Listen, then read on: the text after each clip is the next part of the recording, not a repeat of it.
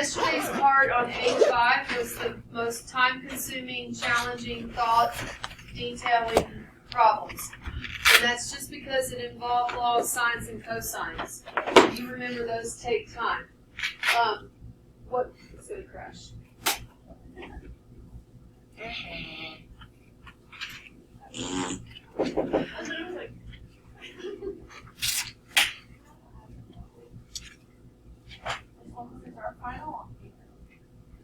No, it's on my math lab, but I'll give you paper to do. Great. She said I don't have my glasses on today. Who she tried to get? I don't know. Maybe there's another Ashley. There's Ashley Boren. She might have meant to email her.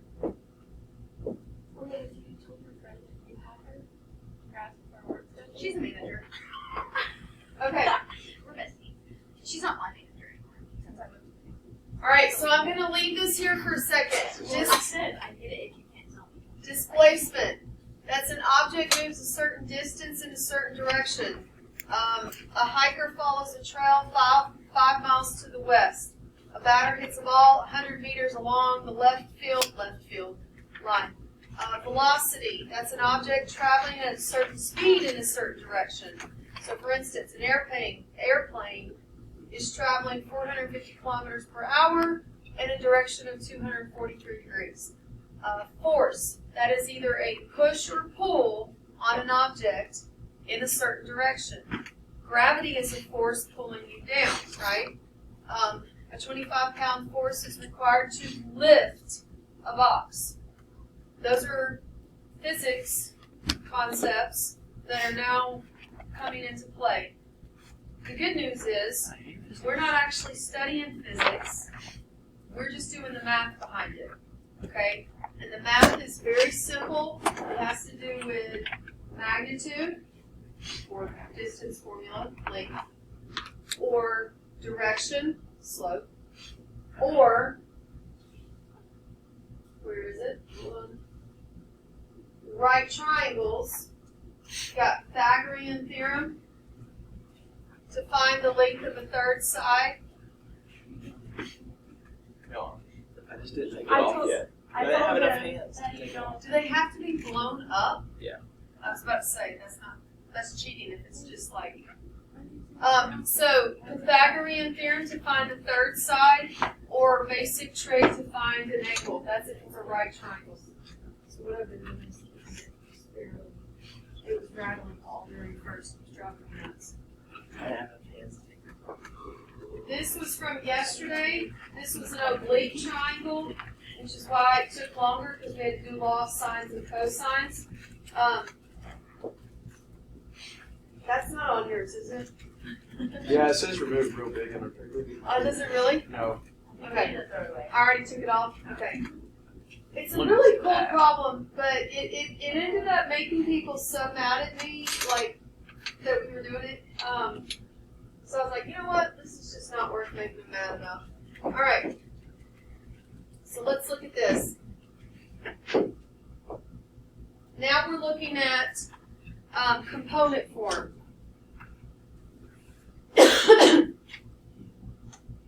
When a vector is in component form, you're resolving the vector. So there's some vocab here. I'm sorry about the vocab. But let's read it. The vectors u and v are called components of w. So look at the picture. You got vector u is strictly horizontal. Vector v is strictly vertical. And then you've got this vector w, which is the sum u and v together. You've got the components u and v. You've got resolving it, which is vector w. And then you have a right triangle. If we have a right triangle, then what's coming into play? Right triangles mean we can use Pythagorean theorem and basic trig, which is why these word problems are not so bad, because most of them are right triangles. In fact, let me look. Most of them are right triangles, and then you can use basic trig. So let's look at the example here. The resolving part is a reverse concept. Basically, you're working in reverse. This time, we know the resultant. We know it. Now we're finding the horizontal and vertical elements. Whereas the other day, when we come back, we knew the horizontal and vertical elements, we were finding the resultant. Now we're going to reverse. Reverse, reverse. A vector W has a magnitude of 130 and is inclined 40 degrees with the horizontal. Resolve the vector into horizontal and vertical components. We know this. We are finding the horizontal and the vertical pieces. And it's always a right triangle because we're talking horizontal and vertical. Horizontal and vertical lines are always perpendicular to each other. Every day, all day. Okay?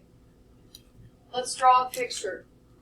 Let's also take some notes. We've got vector W is 130 with an incline of 40 with a horizontal. Resolve the vector into horizontal and vertical components. This means find, I'm going to use H for horizontal. What do you think? And for vertical?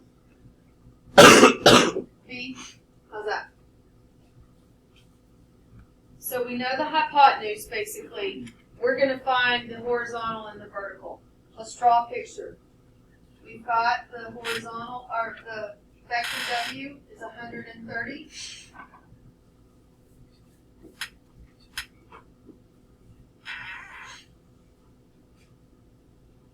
We know that the vector W makes a 40-degree incline with the horizontal. This is important.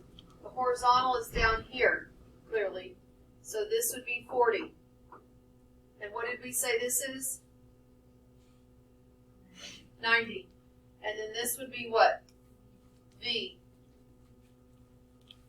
So you're doing, can I do Pythagorean theorem here? No. So we're doing basic trig to find H, basic trig to find V. Remember when you do basic trig, this is from geometry, remember you do not want to use the trig formula that gives you too many unknowns. So for instance, from the 40-degree angle, if I was to use tangent would have me looking at tan 40 equals V over H. Can't go anywhere with that. So you need to use the trig formula sine or cosine so that you only have one variable. I'm going to pick sine. So sine of 40, go back to sine formula, it's opposite over hypotenuse.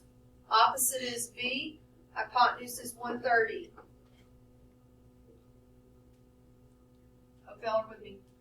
We're going to elbow arrow that 130 over here to the front. It's up to you on how you want to write it. So 130 sine 40, and then you make sure your calculator is in degrees, by the way. Calc degrees.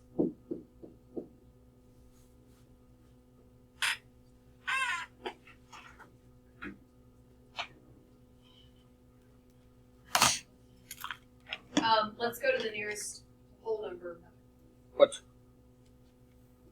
So what'd you get? 84? Now, it was V. V means vertical. So it'd be 84 up. Because it was vertical. It was V.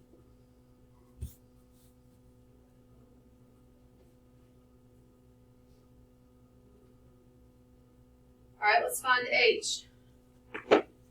What trig function should I use? Cover V up. Cosine. Cosine. Cosine 40 equals h over 130. Cross multiply the 130.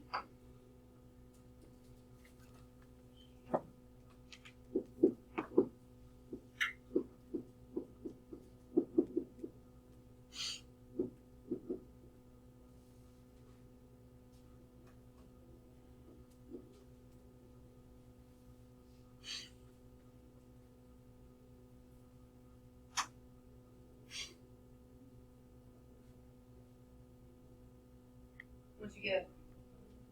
100?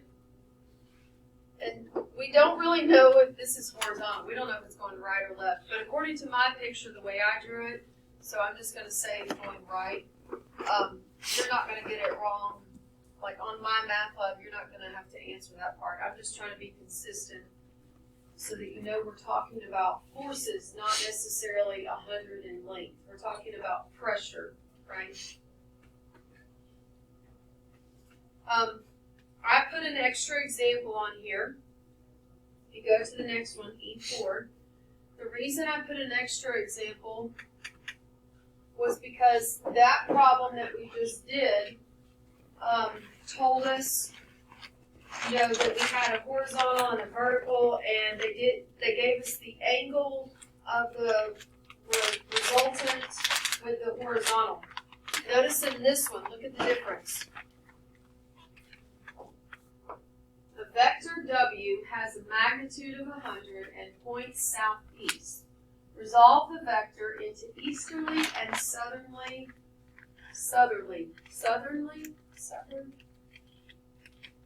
Should there be an in here? Yeah. Freddie, can you fix that? Southerly. Yeah. Let's go Bob. Can you fix it? I'll have to double click it. Is it easterly too? Yeah, I was about to say what I mean. It's got to be both. Is it? I like southerly. That No, you just said it. Now it sounds so wrong. southerly. I think it's. Easternly and southerly? I don't think those are. I don't think they're words, yeah. East and southern components. Eastern. and Southern. Where did you get Eastern. Take the Lee off. Where did you get this? I don't know. I'm trying. I was trying to give you another example because something happens here that didn't happen in the textbook, and I was like, they don't. This is one of the things about college textbooks. The textbook questions will be like ABC, and then you go to either the homework or the test, and it's like DEFG, and it's like, okay, wait a minute. I like to practice what you really want me to know, so that's why I made this one. Okay, so what's different here is they don't give us an angle, so let's make a note. Notice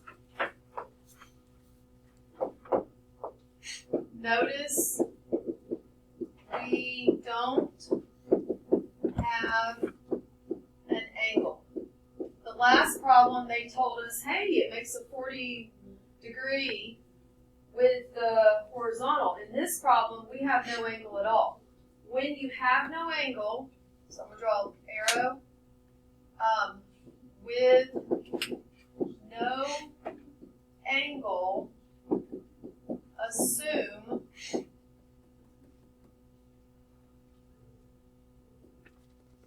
I'm going to say S equals E. S for southern, E for eastern, which means we're assuming it's an isosceles triangle. So we're going to assume it's isosceles. So you could say theta is 45 if you wanted to. Theta would be 45 because it's isosceles triangle. But you really don't have to do 45. There's a faster way. All right, so here we go. We got vector W has a magnitude of 100 and it's going southeast. So south and then east, right? This is vector W, it's going 100. It says resolve it into southern. Here's our southern, and then here's our eastern. Do we know it's a right angle. Now, I did not draw mine at all to look like an isosceles triangle. I should have, but we're assuming that it's an isosceles triangle. S equals E. We're assuming because they didn't give us the angles. So if S equals E, do I need two variables here? No, I could call them both S or both E, or I could just call them both X. So x squared plus x squared equals 100 squared. Notice I went to the Pythagorean theorem. You can only use the Pythagorean theorem when you have one unknown. And you might be thinking, well, I have two unknowns here. Yeah, but they're the same thing. So you really only have one unknown, because once you find one of them, you found the other one. So we can use the Pythagorean theorem when it's an isosceles triangle. X squared plus x squared is 2x squared, right? And then 100 squared.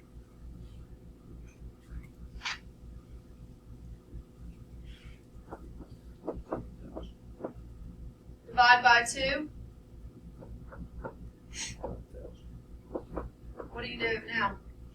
Square Root. root.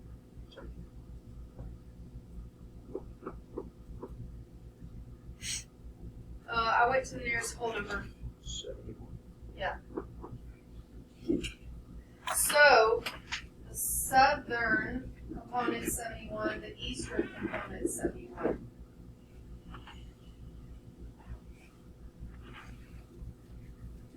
So that problem was, if they don't give you the angle, you assume it's a isosceles.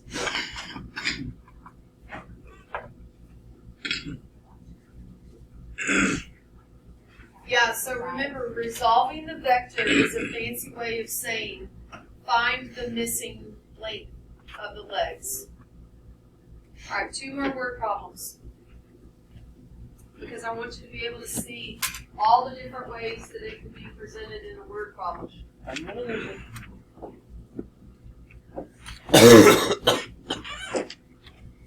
right, shipping crate. A wooden shipping crate that weighs 816 pounds is placed on a loading ramp that makes an angle of 25 to the horizontal. To keep the crate from sliding, a chain is hooked to the crate and to a pole at the top of the ramp. Find the magnitude of the components of the crate's weight, disregarding friction. So we're not actually getting into physics. We're not taking into account friction, temperature, none of that, you know. It's perpendicular and parallel to the incline. So this picture, when you first look at it, is slightly different than what we've been doing, and that's why we're doing this problem. There's a lot going on here. You've got to learn to mute out some of the info. We really don't need this ramp information, because the idea is we're focusing on this picture here where the crate's involved. There's a force pulling the crate down, but because it's on an incline, there's also a force going slanted. So it's the combination of those two forces. And then it gives us some information. Make sure you're reading correctly. Like the 25-degree angle they're pointing to is right here. And then notice this 816, if you read it again, a wooden shipping crate that weighs 816 pounds. So the force of the crate is 816 pounds. That's this magnitude in the middle. That's that resultant in the middle. And then you've got, it says, find the magnitude of the components. Find the length of the components. They want the parallel and the perpendicular, but they don't want it to the ground. They want it to the incline. So you have to kind of tilt your head, right? Tilt your head sideways and look at this and ask yourself, you know, which one is parallel, which one's perpendicular. And I can't abbreviate it with P because they're both P. How about we'll call this one P and we'll call this one D, maybe? Perpendicular, parallel, perpendicular. All right, so looking at this picture, do you notice that to the incline, put your pencil on the parallel. to the incline. Put your pencil there. Did you put it here or here? Either one? To the incline. Now put your pencil on the perpendicular to the incline. Did you put it, what did we say, D? Did you put it here? Now, I don't know about y'all. I don't work well with pictures turned sideways. I like to turn it the right way before I go to set it up. Some people can run with that. That's great. I'm jealous if you can. I need it laying flat, okay? So, because the perpendicular is kind of the longer side, I'm going to come over here.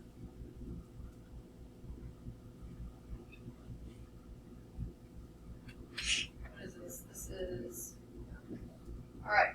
So I'm going to come over here and I'm going to redraw this picture. So basically, imagine turning this, you watching me? So it's facing this way. I'm going to imagine turning it like this. So that 25 is here. The the D for perpendicular is on the bottom, and then P for parallels here, and then 816 is the hypotenuse.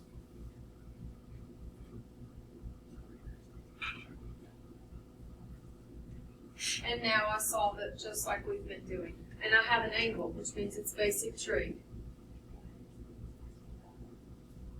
Oh, because they tell you, that's the force of that's the weight of the crate, so that's the force, gravity's pulling it down. So if I'm solving for P, I'd cover D, and which trig function would I use? Sine. Sine. So let's go.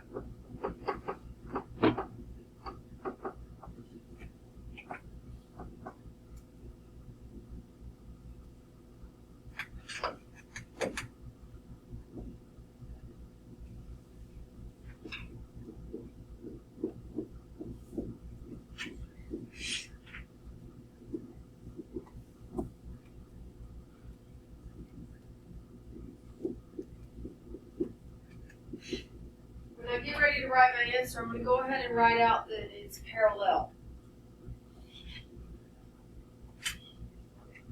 We'll get a big number. Tell me what you get. 345?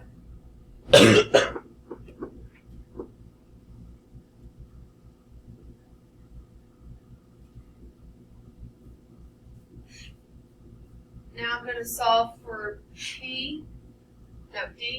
So I'm going to cover P up. What would I use? Cosine?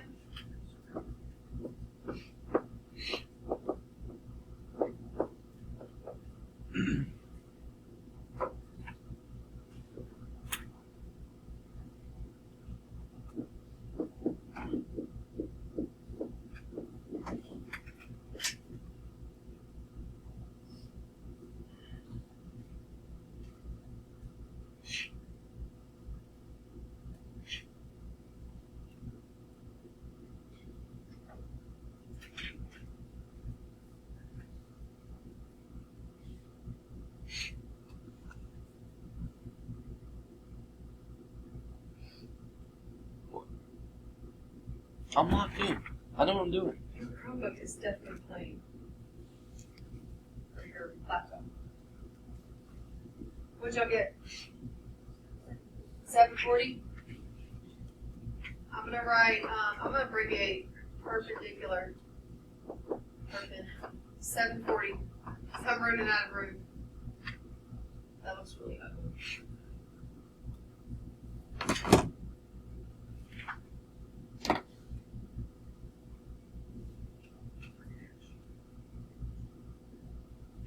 Hardest part is just reading the problem and just knowing, like, if you have to label anything, like, what do I label?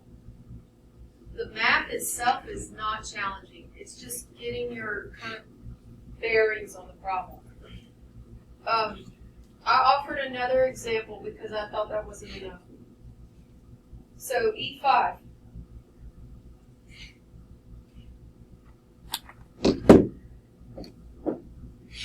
Luggage wagons being pulled with vector force, V, which has a magnitude of 780 pounds at an angle of elevation of 60 degrees.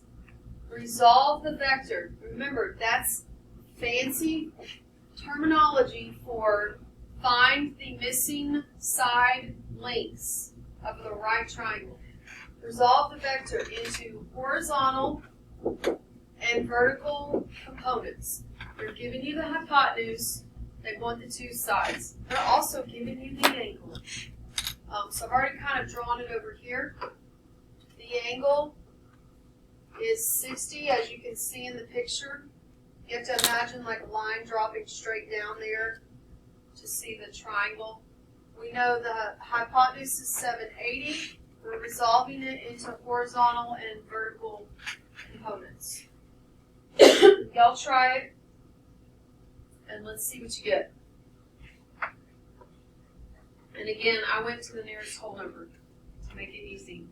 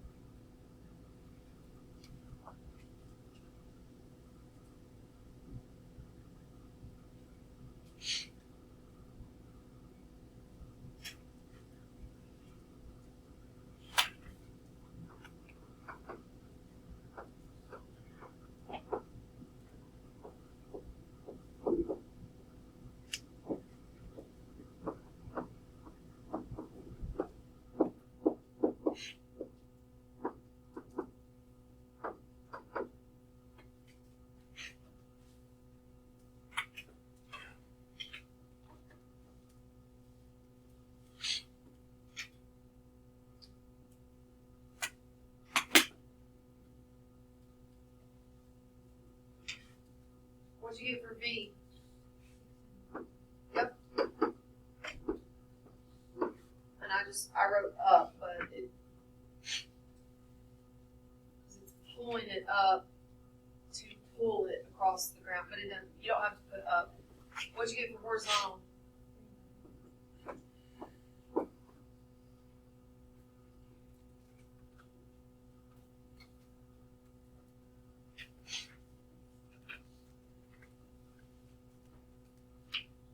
All right, I have some slides from the homework. Let's look at it and see.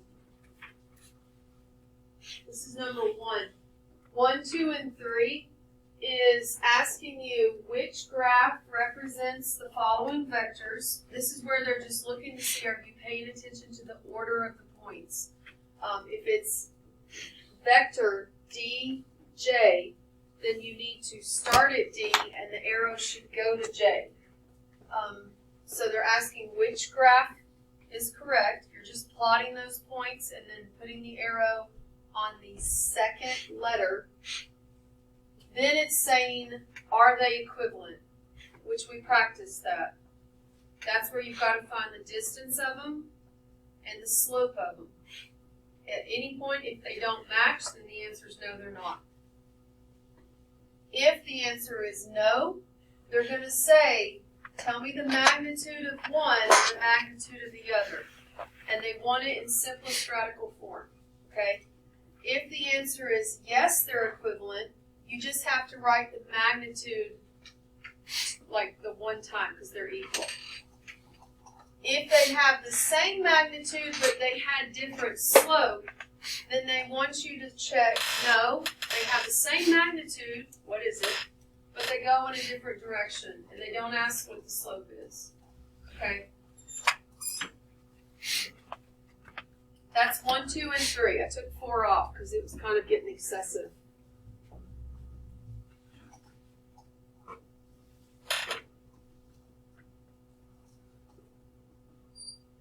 I think this was the question when Sydney, we were in COVID, we were in quarantine. My 4 seniors, and juniors that were in there, were learning all of this while we were in lockdown. With my kids running around in the background. I think Reese was 1 or 2, and Riles was in kindergarten during COVID, so he was about 5. And I remember on this problem, they were like, Miss Holcombe, it's a global pandemic. Can we just skip this problem? You can try it if you want. I may end up taking it off just because I don't want you to be mad at me, but Take it's it not a bad problem. It's kind of neat to see because I've always wondered when boats are saying like what direction they're going. Like, I mean, I've always thought the math behind it was neat. I don't know the math. I just thought it was neat. But this is kind of the math behind it because it's talking about like the heading, like where they're heading, you know, and I can take it off, but I wanted to show it to you because it's just interesting to see that if you, what's it say? A boat heads 38 degrees, propelled by a force of 700 pounds, a wind from 329 degrees, exerts a force of 175 pounds on the boat. How large is the resultant force, and in what direction is the boat moving? Which means find the length, and then find the angle. So that all of that fancy verbiage, and all it was find the length, find the angle. And it's a law of sines and cosines problem. So you know, where is math used? Right here. So what would this be called? Nautical direction? No? Navigation? Ah, there's a fancy word. So, nautical navigation, and I'm sure it's probably maybe an aerospace navigation. I don't know. So what you do is, if you're interested, so a boat heads 38 degrees. So it's always due north and then 38 degrees from it. So that's interesting. So you got due north, then you're going 38 degrees. So the boat is actually coming this direction here. Okay, and then you've got the information that it's propelled by a force of 700 pounds, and then you've got this wind coming from an angle of 329 degrees with a force of 175 on the boat. The picture here shows you the 329, so due north, 329, about right there. So you can see where this circles around. It's pushing the boat. And then you've got the 175 length here. You've got that this is 700 here, which you can see where I copied the picture here. And then you would have to find the angle from here to here. And that's how I got 69 degrees. And it's because of this angle here. If you remember in the parallelogram, consecutive angles add to 180. So you can use 180 minus to get the angle there. I'll take that problem off, but I wanted to show it to you. I don't know, math nerd. I think it's neat and interesting.